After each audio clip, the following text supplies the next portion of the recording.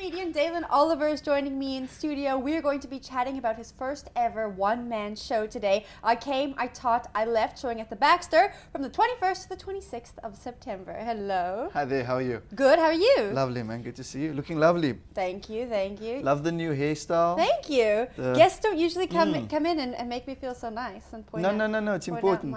Lovely looks. dress as well. Thank Different you. season. Thank you. It's at the change. It's at the change. Things are changing. Spring is coming. Okay. And baby on this its is way. nice. I'm kidding. Okay. The interview's derailed now. It's Interview's done. finised. It's finished. Done. We're gonna Thank go. you. There you go. You mentioned the dates of the 21st show. to 26th of September. Please come. And cut. No. Yeah. So you've been here for our comedy show before. You've done comedy. I've seen you perform your stand-up comedy, but now it's a one-man show. Yeah. Are you nervous?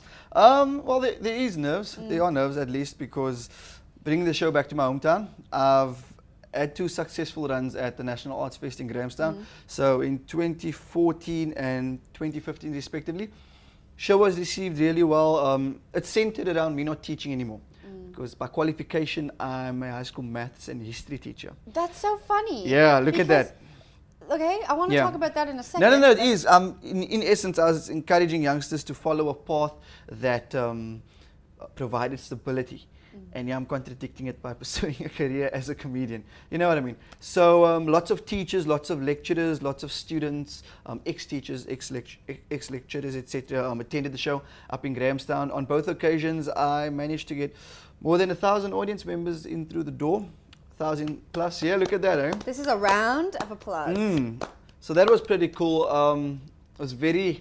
I didn't expect it initially. My first show. So I wasn't sure what to expect, but very humbling that people attended the show in numbers and they laughed.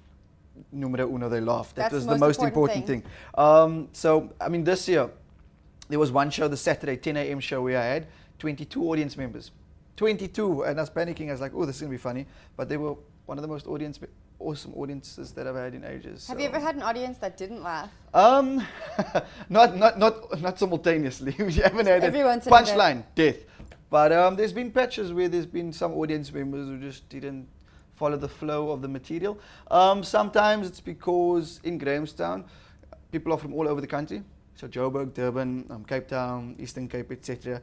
And there were some references to things that I did while growing up in Cape Town. So they couldn't initially identify, and then I had to break it up.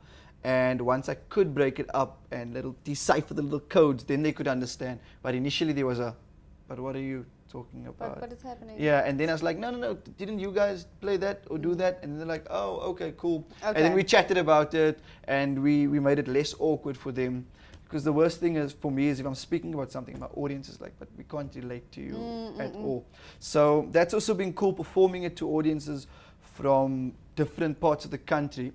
So knowing that it's a product that can be taken outside of Cape Town, and that's why I'm excited to bring it to Cape Town for the first time, because it's my people, it's my hometown. It's your people. My people, you know what I mean? They will understand all my references. If I speak about Tukai, they're like, okay, cool, Tukai. We know what you're talking about. If I speak about attending a certain school, they'll be like, okay, cool. They immediately say, that school's there. This is the specific type of person, in inverted commas, that they think attends the type of school, and then we break it down from there. Have you been heckled before? Yeah, all the time. What do you do to those hecklers?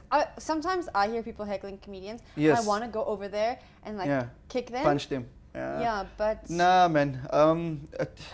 It varies. I try not to entertain it, but sometimes I do.